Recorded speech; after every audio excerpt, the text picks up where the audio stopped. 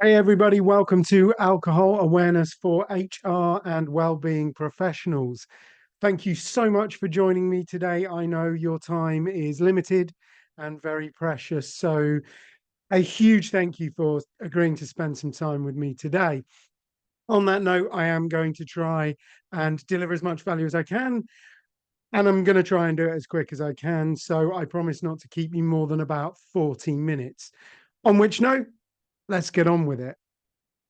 So I want to tell you about somebody I met recently. She'd noticed that her sleep patterns were getting a bit out. Her sleep wasn't as good quality as she would have liked it to be, and she noticed that her concentration levels had gone down a little bit, as had her mood. In fact, her alertness, she was quite sleepy during the day. A lot of things sort of seemed to be off, and she just seemed to be a bit more stressed than she normally was. So she went to the doctor and she described her symptoms to the doctor, and the doctor decided that she was suffering from chronic fatigue syndrome. And they prescribed her some medication, and she started to take the medication, and things got a bit better, but they didn't really improve that much. Sleep was still poor, concentration a bit off, mood a bit low, alertness a bit off, and all of that stress. And then she got an ear infection. And she thought, this is all I need. And just to make matters worse, I've got an ear infection as well. Went back to the doctor. This time, the doctor prescribed her some antibiotics. And like any good citizen, as she was taking some antibiotics, she decided not to drink during the course of the medication. And things improved. And I don't just mean the ear infection. When I mean everything improved, she was sleeping better. She was concentrating more. Her mood improved. She was more alert during the day. And it seemed like her stress levels had gone down. So when the course of antibiotics finished, she decided to have a drink to celebrate. All of a sudden, all of those symptoms came back. And that was when she realized that maybe stopping drinking for good was a good idea, which she did, and everything improved. It all got even better. In fact, she even stopped taking the medication. She had effectively cured what the doctor thought was chronic fatigue syndrome just by stopping drinking. Now, you are probably thinking to yourself, well, yeah, of course, she was a very heavy drinker. But here's the truth: she wasn't. She was drinking a glass of wine most days with dinner, but rarely more than a glass of wine, maybe a bit of a top up on the weekend. But generally, it was just one glass and always with dinner. And most people would consider that to be fairly light drinking, not anywhere near heavy drinking. So, what I'd like you to do just for a second is consider the effects that alcohol have on you when you wake up the next morning. And I'm not talking about hangovers. I'm just saying, if you have one or two drinks the night before, how do you feel the next day? Do you feel tired? Do you feel like your concentration's a bit off? Do you feel like your mood's just that little bit lower? Do you feel a bit more sleepy during the day? Do you feel as if the stress is that little bit higher? So just take a moment to consider the effects that alcohol has on you. And now, what I'd like you to do is imagine that half of the top performers in your current company suddenly develop the symptoms of chronic fatigue syndrome. They start to become more tired, less able to concentrate, low mood, less alertness, and more stress. What would happen to your company if 50% of the top people started to feel like that every day? A huge impact, wouldn't there? Now, I'm going to give you a few statistics today, but one of them that I think is really worth remembering is that 47% of high earning graduates drank yesterday. On any given day, basically 50% of people who earn a lot of money and have a degree had a drink yesterday. So on any given day, 50% of the top performers at your company are quite likely to have given themselves a mild form of chronic fatigue syndrome. Do you think that might be a problem? I mean, that's what I want to talk to you about today is the effect that alcohol has on business. To sum it up, it was calculated recently that the UK economy lost 53 billion pounds last year just in terms of lost productivity through alcohol. I'll say that again, 53 billion pounds in lost productivity due to alcohol. It's clearly a big problem. And what I want to sort of get at is some of the ways that alcohol causes people problems that they might not even notice, how those problems then go on to cause businesses problems. And then the good news, some of the things that you can do to change that, to actually do something about it. I hope that sounds good because I really haven't prepared anything else for today. So I'm going to start off by showing you a little video, and yeah, it's it's kind of a little bit for fun, isn't it? But let's just have a quick watch of it.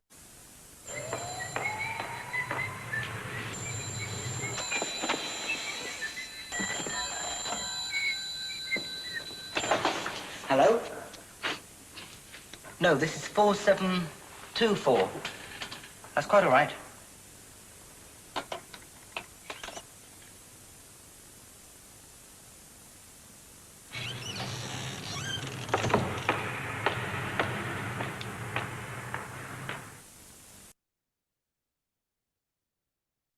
Now, like I say, that is not an entirely serious video. No doubt Carlsberg does have a customer complaints department. They are, after all, one of the 10 largest alcohol manufacturers in the world. I can't imagine they do everything absolutely perfectly. But what I wanted to do was get you thinking, you know, does alcohol require a customer complaints department? Now, of course, if alcohol didn't cause any problems, it wouldn't require a complaints department. So I guess the question really is, does alcohol cause people problems? Now, I know we all come here from very different points of view and we have had very different experiences, but I would imagine very few people in the world would say, no, alcohol doesn't cause any problems. We all know that, don't we? We all know that alcohol causes problems. So just spend a moment or two more thinking about who is it that alcohol causes problems to.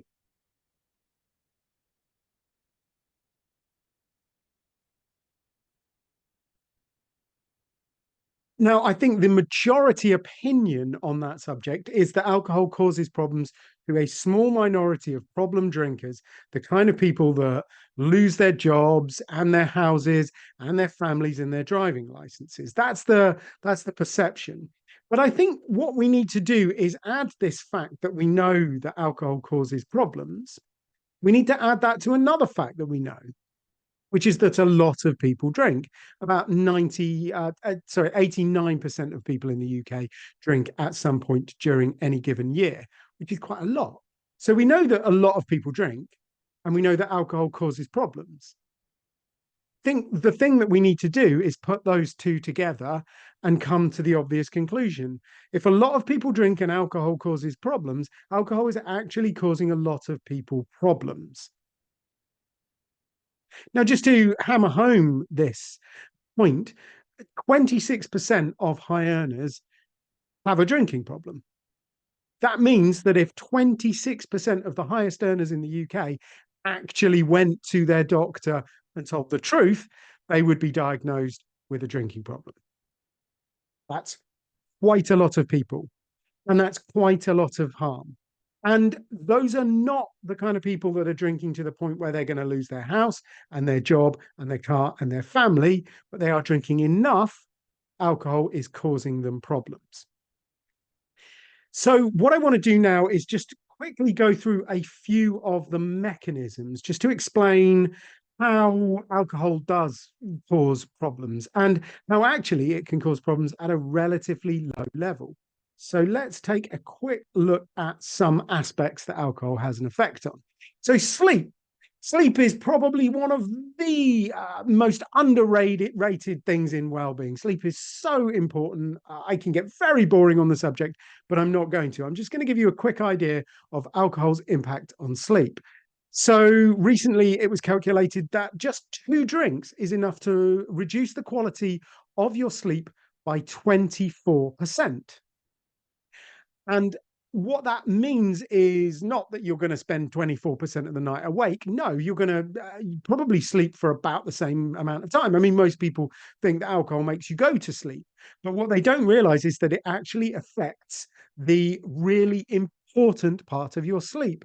That's the deep bit of your sleep, which is the bit of your sleep in which you lay down memories, consolidate information, process things. It's the really, really important stage of sleep. And just 2 drinks are enough to lower the quality of that sleep by 24%, which is a pretty significant amount. So let's look at concentration. Concentration, again, a massively important area and one that is under threat from a lot of things in society at the moment. But let's see what alcohol does to it. So no, it doesn't simply impair your performance when you drink it on a plane. No, this is talking about a study that was conducted on pilots, young airline pilots who were in good physical shape. And what they did was they gave them a few drinks.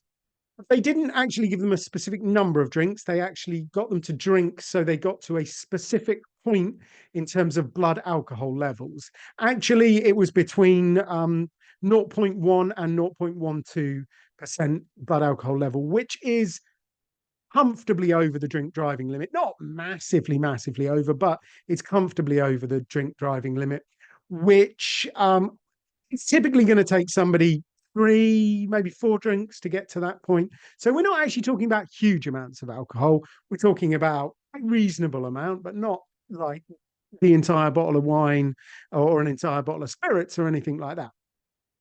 So they gave these pilots something like 3 to 4 drinks, and they stopped them drinking by 9 o'clock the night before. They sent them off to bed. They slept as normal. 14 hours after they'd consumed their last drink, by which point they had got their blood alcohol levels down to 0. So they weren't under the influence of alcohol in that sense. Then they stuck them in a flight simulator and see what happens. And it impaired their performance. In comparison to a control group that had not drunk the night before, their performance was markedly worse. And part of that is down to not loss of coordination, which you'd expect from when they were actually drinking, but it's to do with the fact that they weren't able to concentrate as well. So alcohol unquestionably impairs your concentration the next day. So let's look at mood. A lot of people drink because they think it makes them happy. And I'm not necessarily going to argue with that point. What I will talk about is 2 particular neurotransmitters, GABA and serotonin. And those are part of the reasons why people think that drinking makes them happy, because when you have a drink, it increases your levels of neurotransmitters like GABA and serotonin. Problem is that when you wake up the next day, you have much lower levels of GABA and serotonin, not lower than when you were drinking, but lower than they would be if you hadn't have had that drink. So why is that important? Well, GABA is tied up with things like anxiety and insecurity, and serotonin is tied up with things like empathy.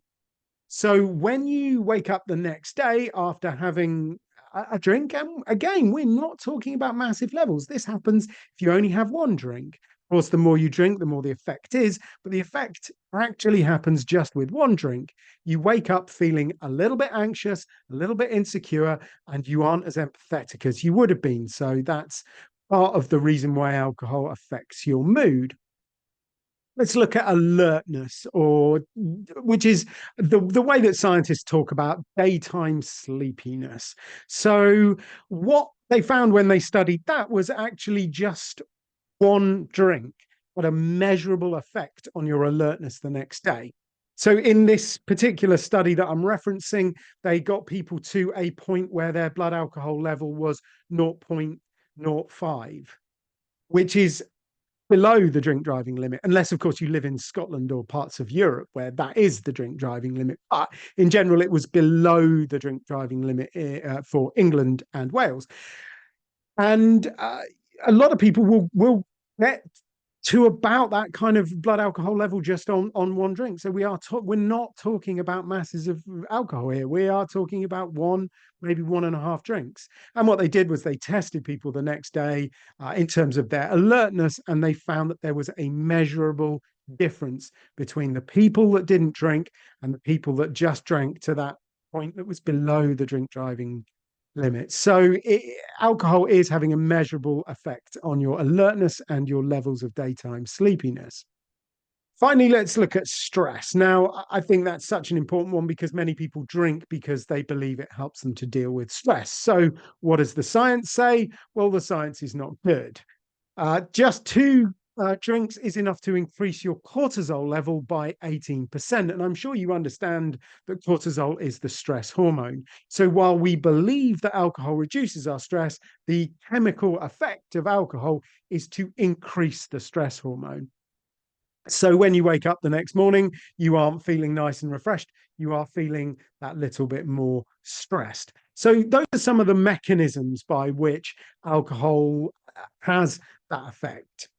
Now, I think it's worth sort of getting a bit of an idea about where everything is in your company. So you could start to ask around, couldn't you? You could start to try and understand the amount of drinking that goes on just by having a few conversations here and there. That is where all research starts. I mean, that might end up with you doing a full-scale company-wide mandatory diagnostic assessment. That would certainly give you a good idea. But, you would probably just want to start by asking around. You could also start by reviewing your own experience. I mean, you've probably already got a pretty good idea of how much drinking goes on in your industry, how much drinking in your company is related to company events, how much is it to do with socializing, celebrating, working with clients, visiting conferences and sales events and expos and things like that. So, your own experience will give you a bit of an understanding. There's also quite a lot of good industry specific data out there. So recently I've been reading several studies about how much alcohol is drunk in the legal profession and what the knock-on implications of that are. So, hit your good friend Google, and that will probably give you some industry specific data. And that will give you a bit of an idea about where your company and your industry is in terms of, are they drinking a lot? So those effects that are happening to people, are they something that you're likely to come across in your day-to-day work? So I think it's good to sort of think about how those effects on the individual, how they knock on and affect business performance. So just before we get into that too much, what I'd like you to do is maybe think about the last time you drank too much. It doesn't have to be recently. It might have been a long time ago, but most people tend to do it at least once. Some people, the clever people, only ever do it once. But just try and think back. How did you actually feel the next day? What were the effects? Just spend a moment thinking about that.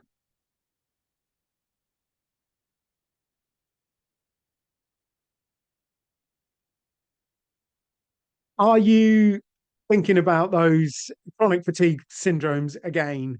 Uh, you know, um, are you thinking about poor sleep, lack of concentration, low mood, not very alert, kind of stressed? You might want to add some, dizziness, nausea, general bad feelings to that as well. Oh, and dehydration, that's quite another common one. There's not so much a symptom of chronic fatigue, but does tend to happen when you drink a lot of a diuretic like alcohol, doesn't it? So, thinking about all of those things that you were feeling, all of those bad feelings, what would have happened if you'd had to go to work? I mean, maybe you did. Hopefully, it happened on the weekend, so you could try and sleep in a little bit and maybe collapse on the sofa and watch a bit of television. But imagine what would happen if you had to go to work.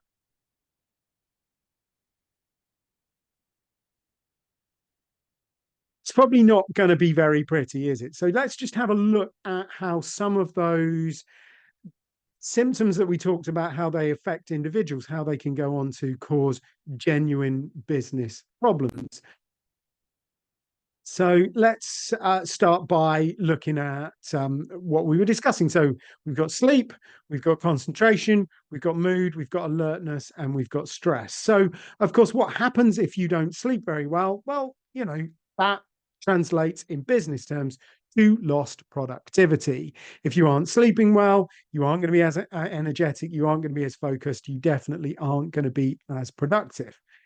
And what's the business knock-on effect of low productivity? Well, that's going to be poor engagement, isn't it? If you're not really concentrating properly, then what you're going to be doing is focusing on the most important things. You're going to be focusing on the things that you've got to do. You're not going to be able to look at all of the stuff around that. So you're not going to be engaging with anything else the company's going to be doing. You're going to be battening down the hatches and focusing on the main thing. You're certainly not going to be engaging in any of the kind of things like, I don't know, well-being programs that actually might be able to offer you a different path.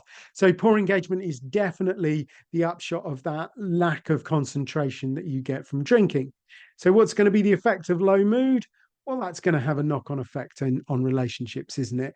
If you are feeling insecure and you're feeling nervous and you're feeling anxious, then you're less likely to be going out and collaborating and working closely with your colleagues. You're going to be withdrawing into yourself. So that's going to have that particular knock-on effect on the relationships within your team. But then also, that lack of serotonin, that's reducing empathy. So when you do have to deal with people, you're going to be less able to deal with them. It like literally is going to affect your emotional intelligence, your ability to perceive problems from other people's point of view, which is such an important part of team dynamics and such an important part of relationship success. And, who doesn't, but totally and utterly understand that relationships are absolutely one of the most important parts of business. So that low mood has this big knock-on effect for relationships. So what about alertness and daytime sleepiness? Well, the upshot of that is you're going to struggle to get through your work during the day. And that just means that everything is going to kind of blur, isn't it? You're not going to get through your work during the day, which means you're probably going to be playing catch up. You're probably going to be more likely to check emails in the evening, maybe even do a little bit of work on the weekend. So that inability to really focus and concentrate on your job and be alert and be present, that has a massive knock-on effect on work-life balance. And then what about stress? Well, I almost don't need to tell you. I'm sure you are completely aware of the problem with stress and how much of an impact it has on various aspects of business, but particularly in terms of increasing burnout. So alcohol is one of the factors in burnout that really isn't very well considered. In fact, I've met some people who've told me that they've been suffering from burnout. And when we've really got into it, honestly, a better description of what they've been suffering from is booze out. So if your default way of dealing with stress is drinking alcohol, when you get put into a stressful situation, you drink some alcohol. Unfortunately, that actually increases your stress rather than decreasing it, which makes the stressful situation even more stressful. So you drink even more alcohol, and it just becomes this horrible ongoing cycle. And that is why alcohol is really very much linked to stress and very much linked to burnout. So those are some of the ways that those individual problems can translate into um, business problems. And I want to stress that we aren't talking about coming into work hungover. We are talking about drinking at relatively low levels.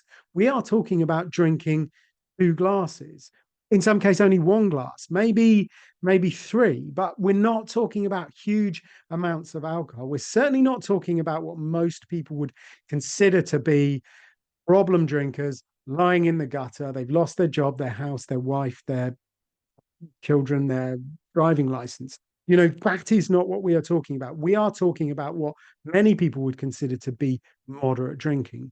Although, if you do want to talk about hangovers, about 500,000 people go into work with a hangover every single day.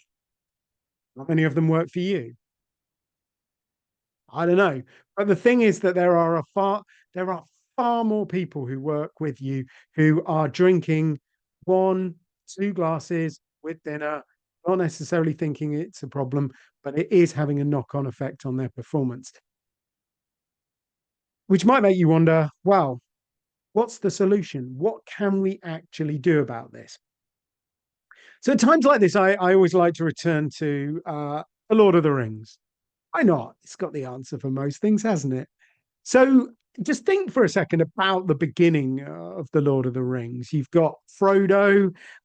You've got Bilbo, the Hobbit. He's been looking after the ring for a while, but he's getting old and he passes it on to his young nephew Frodo. And Frodo is given the ring. And Gandalf, the wise old wizard, is there. And he's there to kind of help guide him on the way. What you've got to ask yourself is what is it that Gandalf tells Frodo? No, you don't need to remember word for word, but just the outline. Does he tell him everything? Or does he just give him enough information to help him get out the door? What do wise old mentors do?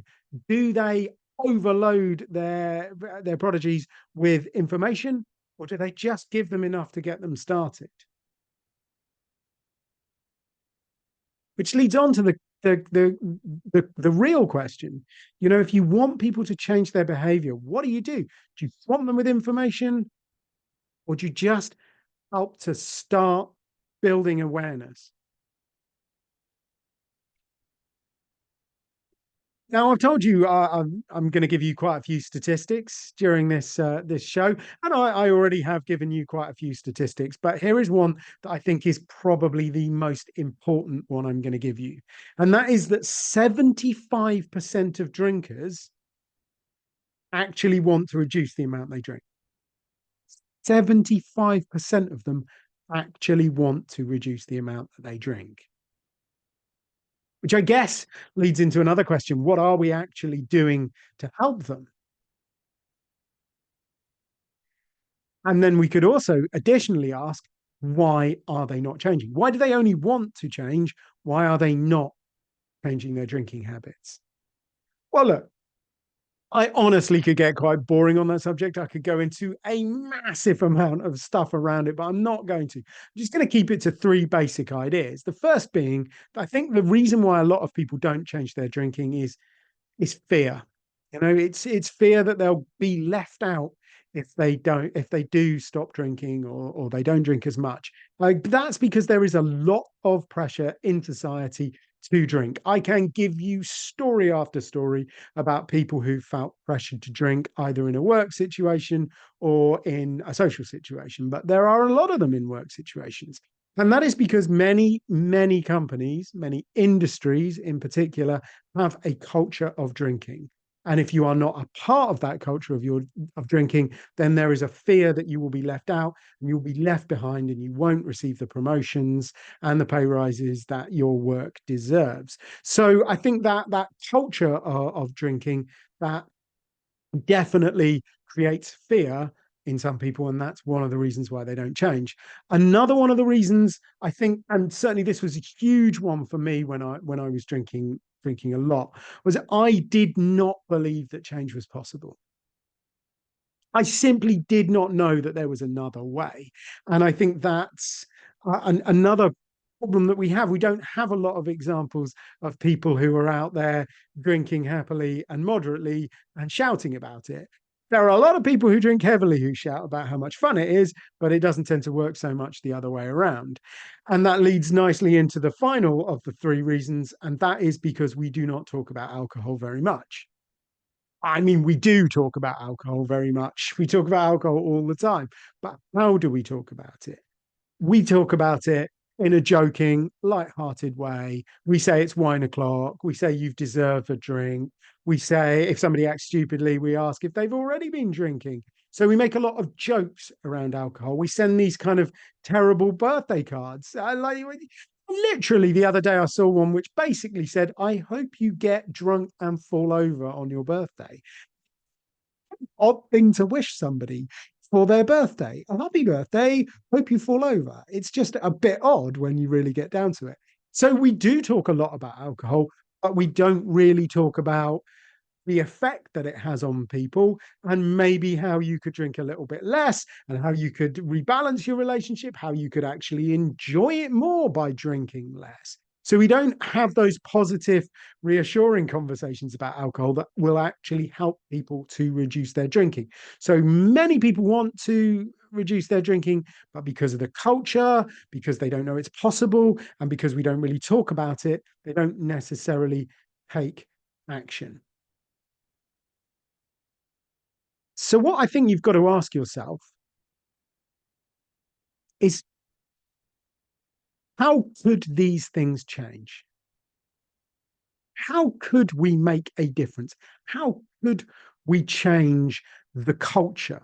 How could we show people that it's possible? How could we increase the conversation? Well, look, the first step is to build awareness. That is what you need. Going back to Gandalf, he didn't explain everything to Frodo. He didn't outline the entire plan of walking to Mount Doom and getting his finger bitten off by a golem-like creature. He didn't explain everything. He just gave him enough information to take that first step, because that is what the quest always begins with. It's that first step out of the door. If you can take that, then you're on the road and you've got a chance. If you never take that, then nothing ever changes. So, what are some of the ways that we can take those first steps? Well, here's a simple one. Does your company have a well-being program? Because if it does, how is it addressing alcohol? Spend some time actually looking into it. Ask some questions.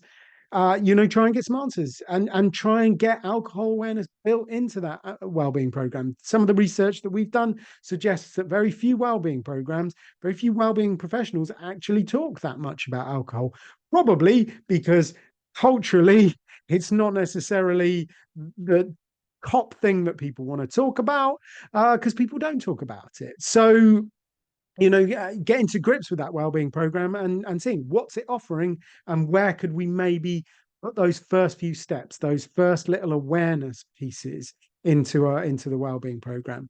Then you've got to ask, how could we work with managers? A lot of managers see alcohol simply as a disciplinary matter rather than realizing that actually if we help people with their kind of like more day-to-day drinking, then they're not going to escalate to the point where it becomes a disciplinary matter. So how can we take them from good to great rather than wait until they get to terrible and have to start doing performance reviews and stuff like that? So I think there's an enormous amount that can be done with managers to build their alcohol awareness and to improve the way they react with their staff. Likewise, if you have any coaches, a lot of businesses these days spend a lot of money and a lot of time coaching their employees, and I'm a big fan of coaching, don't get me wrong, but again, I've spoken to an awful lot of coaches and very few of them have got much in the way of alcohol awareness. So how can you actually build alcohol awareness into your coaching academies? Can you help them to understand that it is a problem and help them to start discussing it? Maybe give them some tools around diagnostics so that they can actually get to grips with people's drinking to decide whether they need more specialized help, or maybe whether just those solid coaching skills of listening and understanding and goal setting and accountability might be able to get somebody from drinking a bit too much back down into that low risk, high enjoyment area. Also, if you've got mental health first aiders, what are they doing to talk about alcohol? Sadly, there is a big split in this country.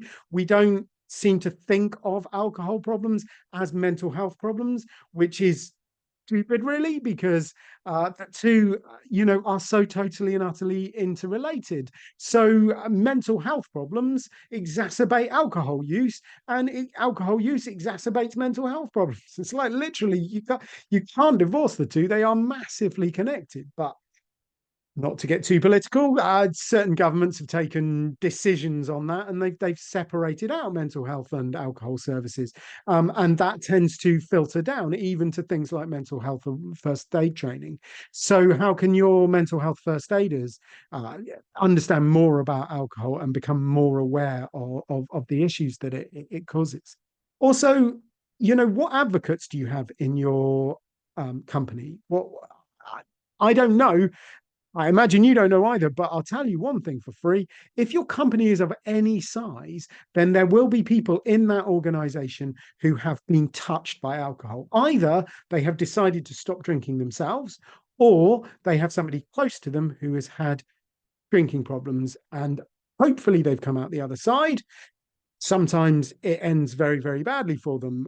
Either way, those people are going to be big advocates for helping people to understand their drinking and to build awareness of the dangers of alcohol. And they already work for you and they are passionate. You just need to uncover that passion and give them a bit of a platform, maybe create a group for them to share their experiences with other people. And on the subject of groups, you want to get on the back of the sober curious movement. More and more people, particularly younger people, but in general, more and more people are becoming interested in this idea of moderating their drinking, either controlling it and drinking a lot less, or actually full on embracing sobriety. And companies should be jumping on the back of the sober curious movement and using it to increase productivity, to improve relationships, to increase engagement, to reduce absenteeism, to do all of the great stuff that becoming a bit more alcohol aware can bring. And on the subject of advocates, I guarantee you, if your company is of any size at all, then somebody in your senior management structure is going to have some experience with alcohol. One of them probably doesn't drink. I doubt they talk about it very much, probably because it's not culturally appropriate, in their opinion, to talk about not drinking. But I bet you there are people out there. How can those senior people really affect how people are having those conversations around alcohol? Because that is what leadership is, what the leaders do, the people follow. So how can you harness those senior people who maybe have a slightly better relationship with alcohol?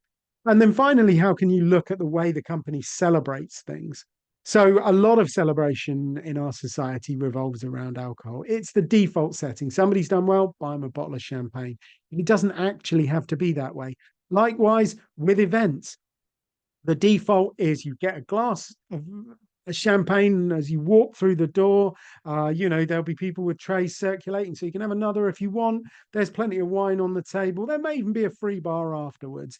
But even if you drink in a relatively moderate way, so you just have one glass on the way in, one glass of wine with dinner, and maybe a top up, you can easily hit 7.5 units just with that glass of champagne, glass of wine, and a top up.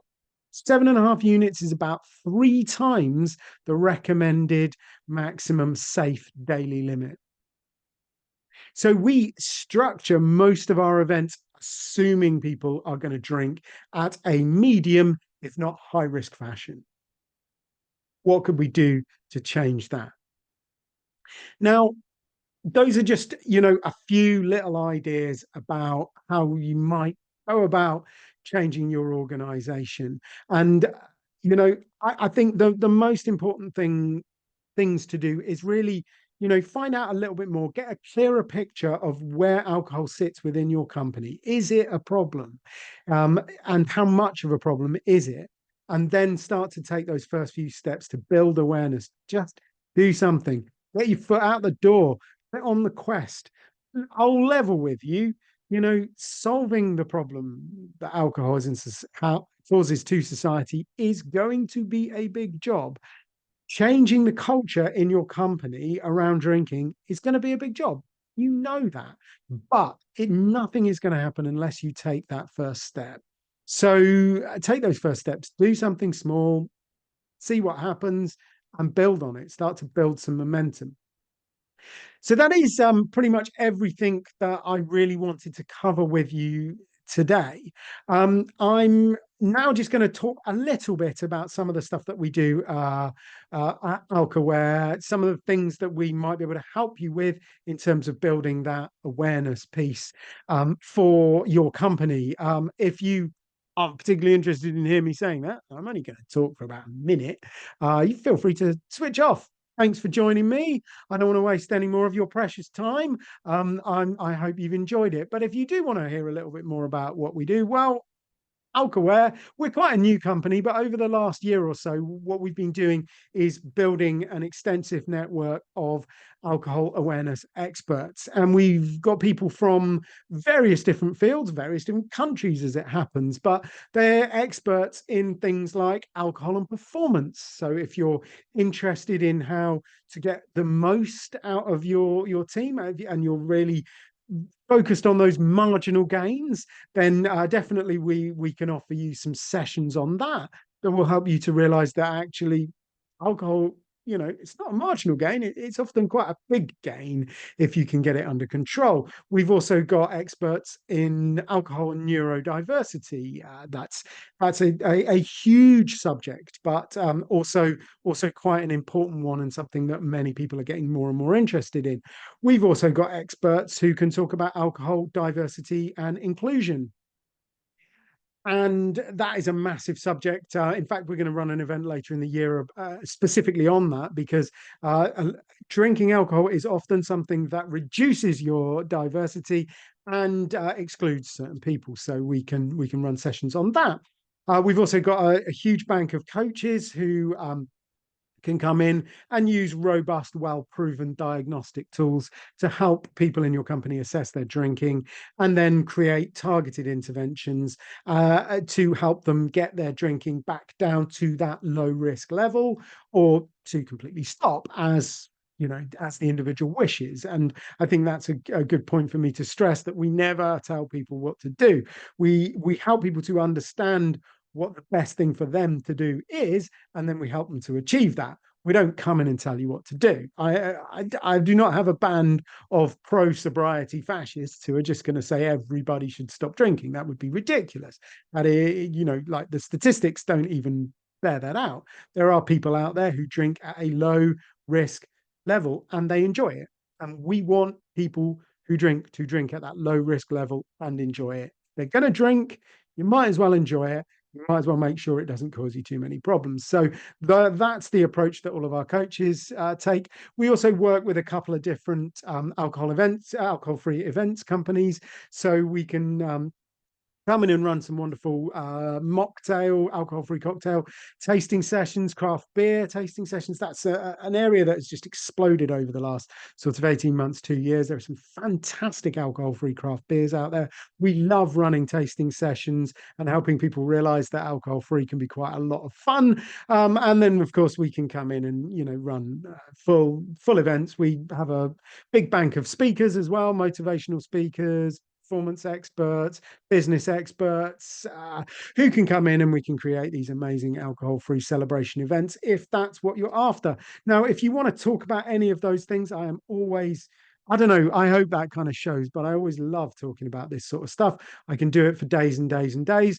What I'm going to do now is just pop up the QR code. If you scan that QR code, that'll take you to my Calendly link and you can book a session with me. I'm more than happy to talk through any of the issues that we've discussed today, how they might, pertain to your individual company or organization. I'm also happy to talk about any other kind of ways we can go about helping you.